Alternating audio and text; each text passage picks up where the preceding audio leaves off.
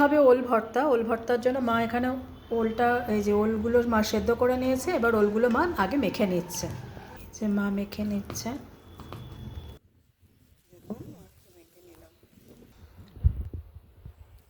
দিচ্ছে নুন দেবো, সর্ষের তেলটা একটু বেশি করে দেবো, মা মেখে নেবে।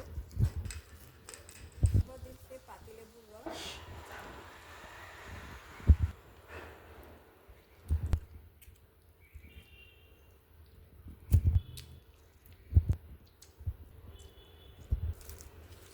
এরপরে মা দিয়ে দিচ্ছে সর্ষে বাটা। গরম ভাতের সাথে এরমভাবে একবার ওল সেদ্ধ খেয়ে দেখুন, ওল মাখা খেয়ে দেখুন, ওল ভর্তা আর কি, দুর্ধর্ষ লাগবে খেতে।